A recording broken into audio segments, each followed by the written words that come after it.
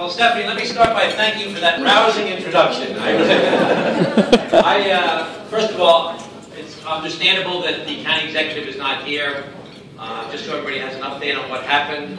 A 6-foot Asian man entered into his former place of employment at Roosevelt Field Mall, shot 2 victims, one of whom has died.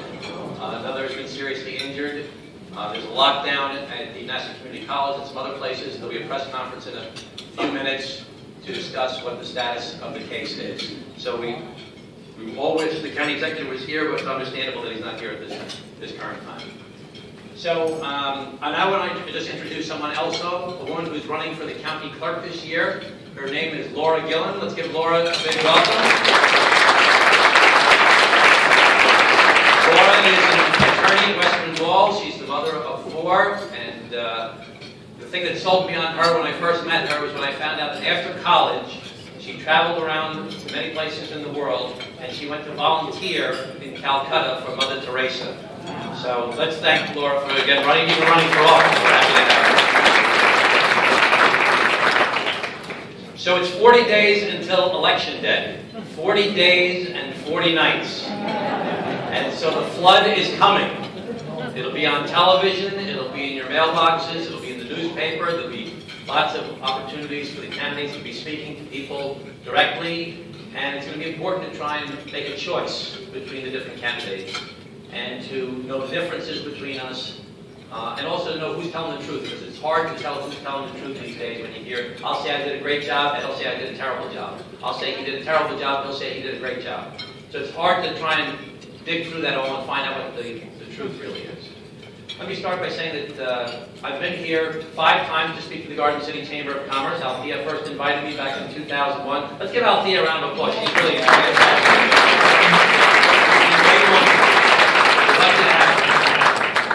So when I was growing up in Glen Cove in the 1960s and 70s, Nassau County was the place to be. This was the dream location that everybody wanted to be in. Everybody wanted to move out to the suburbs, to Nassau County, to Suffolk County, to live out here in the suburbs. And New York City was the joke. New York City was the place that Johnny Carson would tell jokes about the muggings up in Central Park. And the subways were covered in graffiti, and they had cut the cops, and they had cut the parks, and cut the roads, and the state had taken over the finances back in the 1970s, taken over the finances of New York City. And now things have been reversed. New York City is rising. There's growth, there's construction, people from all over the world want to move there, and we see ourselves in decline. We're the place where the cuts have been cut, the cops have been cut to dangerously low levels. We're the place where they cut the drug and alcohol programs and the mental health programs. We're the place where the roads are deteriorating, the parks are a mess. We're the place where the state has taken over our finances. So we have to look out as to what we need to do in this county to address 2 fundamental issues. One is the finances of the county itself. County finances are in very bad shape. They were very bad back in 1999 when the state first came in to take over. I came into office in 2002. I'm going to argue that we turned the county around dramatically, as manifest in our 13 bond upgrades, as manifest in our 8 surpluses, it manifests in the fact that NIFA never tried to take over the county when I was there. It manifests in the fact that we reduced the overall debt of Nassau County. The second, and now the county finances are declining once again because of poor management and poor decisions being made. The second big issue is the long-term future of our county. Where are we going? We've stopped growing since the 1990s. We're suburban sprawl.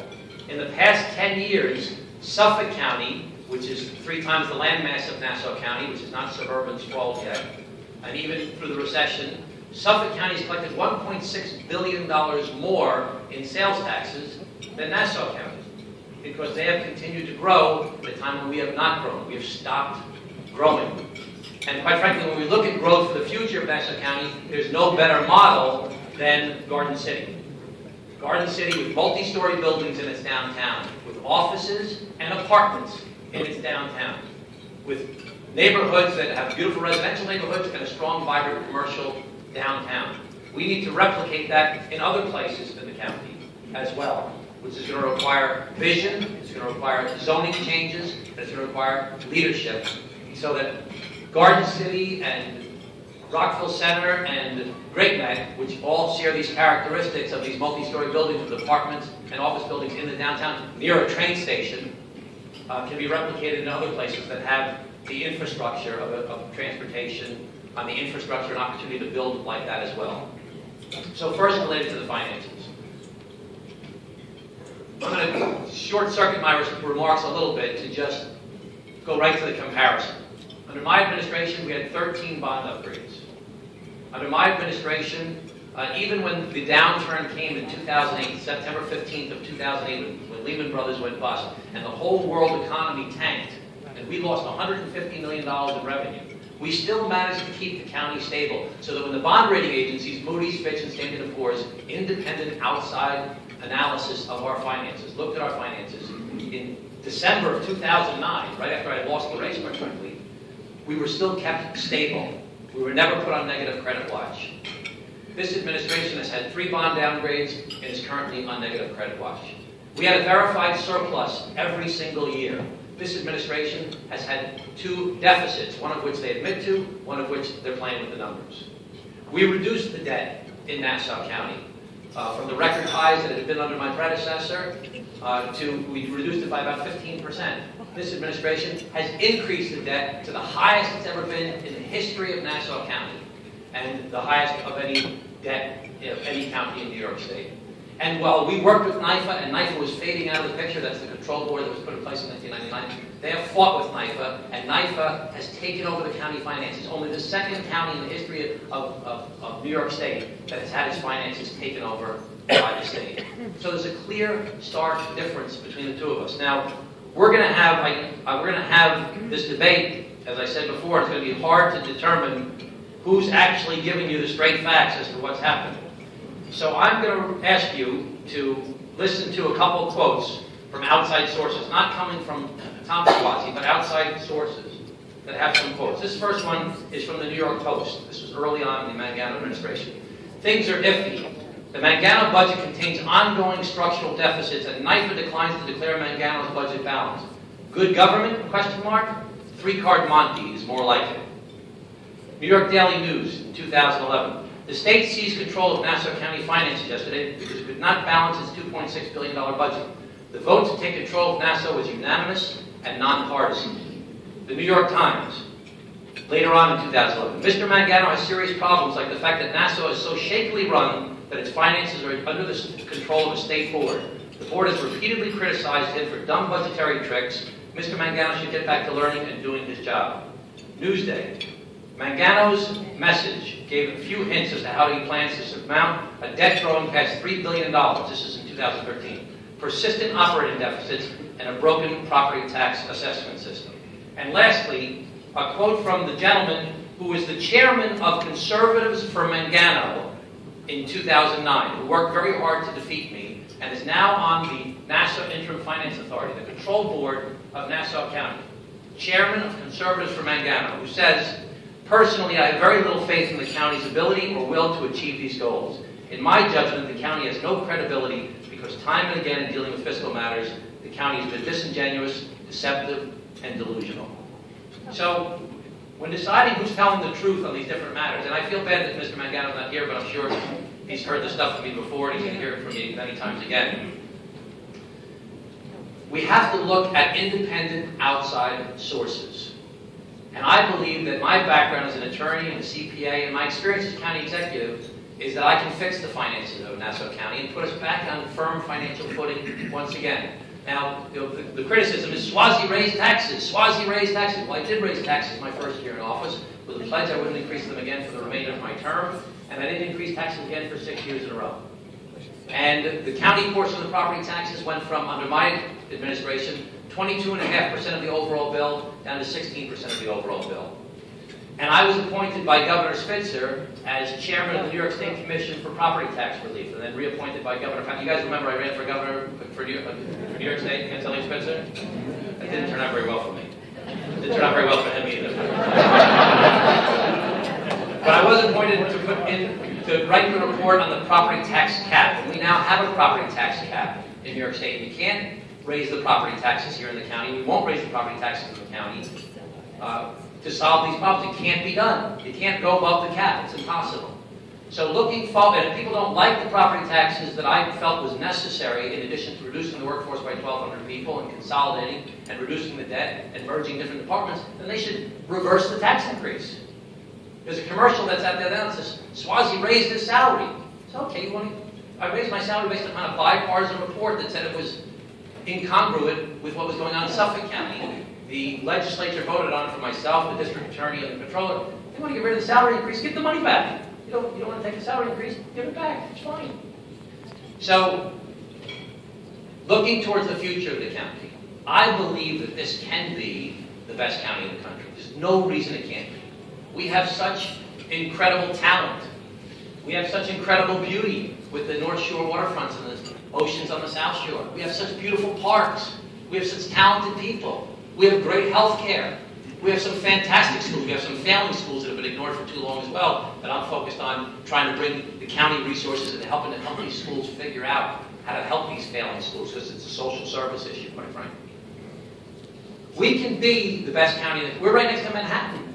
We're right next to New York City. It's the capital of the world right now. There's no reason we can't be the best place in the country, but it requires us to have a vision that recognizes that building single-family homes is not going to be available to us anymore. We can't build any. There's no more big plots to go build a whole bunch of new single-family homes.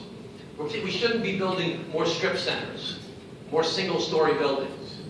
We need to keep 95% of our county exactly the way it is now, as far as where our houses are, where our single-family homes are, where our parks and beaches are, and try and preserve more open spaces we did under my administration, and try and beautify the existing open spaces that we have. Try and keep the good stuff. But in 5% of our county's landmass, we need to reimagine them, and we need to redevelop them in ways similar to what Garden City has already done. To look at going up. Why do we want to go up? We want to go up for a couple different reasons. Why do we want to build apartments that are rental apartments and ownership apartments as well? Why do we want to build office buildings for high-skilled, high-tech industry? For 4 reasons. Number 1 is we need to expand our property tax base. It's impossible for us to keep on paying the property taxes we're paying, and we will not solve the problem. Nobody's going to go cut your taxes. It's phony baloney, anybody who says they're going to. The only way to address the property tax problem is to grow, to expand the property tax base and share the burden with the new construction that takes place. Second reason is with that new construction comes new sales tax revenues that we need to bring in. Similar to that point I was making earlier about Suffolk County bringing $1.6 billion more in sales tax over the past 10 years. And that's from new construction, and because the sales tax is paying the construction materials, as well as the people who work in building those buildings, and then the people who work in those buildings actually having incomes where they go out and shop and buy things, which increases the sales tax revenue. Third reason we need to do it is we need to create the jobs. But the fourth, and probably one of the most critical reasons we need to do it, is we have lost 30%, 1/3 of our population between the ages of 24 and 34 since 1990. There are 1/3 less 24-year-olds to 34-year-olds today than there were in 1990. Now, in the old days, people would get married in their early 20s. Now, if they get married, they get married in their late 20s, early 30s, if they get married. If you're a 20-something-year-old college graduate, you're not looking to move out to rent an apartment or a basement apartment in Levittown somewhere. We have to create places that young people want to be, what I used to call them cool-down towns. We need to create environments that are interesting and exciting, where there's things going on that young people will meet other young people. In the old days, they used to talk about New York City. This is from the president of NYU that I had a conversation with this about one time. He talked about how the great cities of the world were founded on their industries. New York City was founded on fire, finance, insurance, and real estate. His point was that those businesses can locate just about anywhere in the world now. There's opportunities everywhere in the world. He said the great cities of the future, the great communities of the future will not be founded on fire. They'll be founded on ice. Ideas, culture, and education. We need to create the environments where young people want to move to when they graduate from college. We need to create the environments where they're going to be with other people who have like-minded ideas, who are tolerant, who are open-minded, who are creative and are entrepreneurial. We need to encourage that entrepreneurial spirit that we need to grow for the future. And that's only going to come from two sources. One are the young people that are educated in the high-skilled, high-tech skills that are needed for today's businesses. And two, the new immigrant population that we see coming into the county from India and from Asia and from other places where there are much more entrepreneurial spirit that they still have. And we need to cultivate that to try and expand our property tax base, expand our sales tax base, create these environments and create these jobs. I believe we can do it. People are ready for this to happen. I started talking about it many years ago. People are ready for it. I look at a place like, how much time do I have left, Tom? You gotta wrap up. Okay. I look at the Coliseum project, for example, okay? I support the Coliseum project. I don't think it's ambitious as it should be. The Coliseum, we're just making a smaller Coliseum and making it look nicer and trying to bring in a minor league hockey team, which is not going to happen anyway because the Sound Tigers have a 10-year lease still in Bridgeport. But it's surrounded by 77 acres of parking lot. And across the street is the only 20-story building in Nassau County, RXR Plaza. And the Omni building is right next door. And so is the Museum Row, with the Firefighters Museum, and the Children's Museum, and the Cradle of Aviation Museum, and the IMAX Theater. And so is Nassau Community College. And so is Hofstra University. And not far away is a 1,000-acre park, Eisenhower Park, bigger than Central Park in New York City. But all these things are little islands unto themselves. They're not connected to each other in any way whatsoever. RXR Plaza to the Coliseum is a long par 5 golf hole, 590 yards. But you would never walk from one to the other. We need to create a place there. So that you'll say, what are you doing tonight? I'm going to the Coliseum. Not because you're going to the Coliseum itself, but you're going to the shops and restaurants, and you're going to be in an area where other people are there. Because it's a place to be. We need to create places. We need to do placemaking in Nassau County to give us the future that we need, the future that we deserve, the future that will bring our children here. So to wrap up, our children can't afford the borrowing that's going on in this county. They're borrowing money to solve the problems. And it's out of control. I'm sure people here, I saw some people here from the tax certiorari board, they're going to ask about it later on. There's $350 million in unpaid liability related to tax certiorari claims. I've gotten that down to about $150 million when I left office.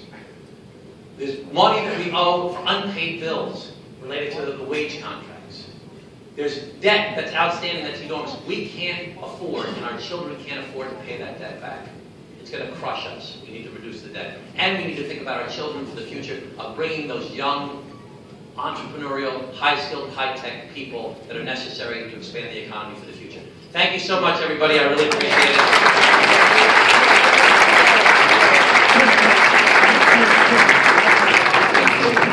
Thank you very much. I'd now like to introduce Roger Elkingham, the Media Past President, who's going to be the continuing moderator. Roger?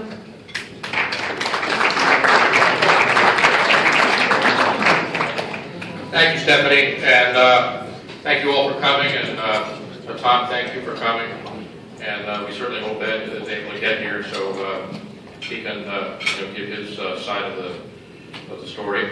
But our original plan today was to have each candidate speak for about 10 minutes or so, and then we were going to present each of them with a series of 4 questions, same question for each individual, and they'd have about 3 minutes or so to respond to that.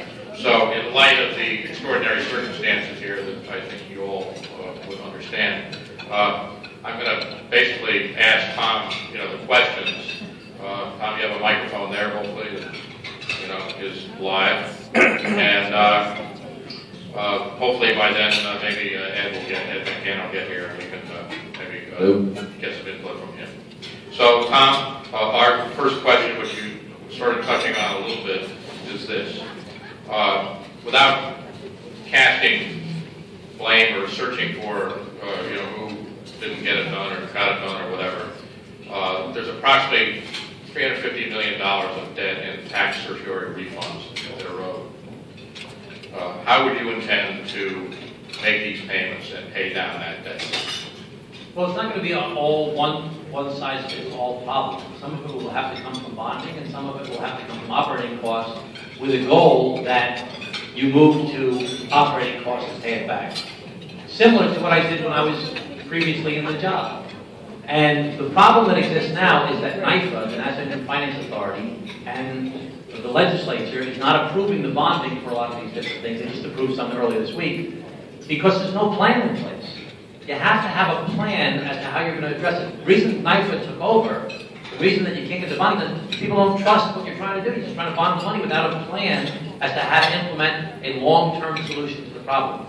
The point that I make about the borrowing issue is that when I was in office, I needed 13 votes in order to bond, the same as the current county executive does. I needed 13 votes for a capital plan. I needed 13 votes for several different things. And Peter Schmidt, who recently passed away, was the minority leader of the Nassau County Legislature. Now, Peter Schmidt, for those of you that know him, did not like Tom Suozzi at all. He was 100% against Tom Suozzi and wanted to defeat me any way that he could. But I managed to get the 13 votes that were necessary when I needed the 13 votes that were necessary because I had a plan and because I was willing to negotiate with him to get things done. So that money must be paid back. It's due and owing to the property owners, many of whom are commercial property owners, and it needs to be negotiated. There needs to be a plan put in place. It needs to be negotiated with NYFA. It needs to be negotiated with the legislature, and you probably have to negotiate with the tax surplus. But that money must be paid back, and I'm the only candidate in this race that has a proven record that I can reduce that tax certiorari backlog because I did it already. Okay. I'm going to switch the questions here a little bit because we've been talking a lot about NYFA. But what is your plan to remove the county finances from NYFA control? Well, again, county finances were put under control by NYFA. Well, they first came in as an advisory body in 1999 to review the county finances.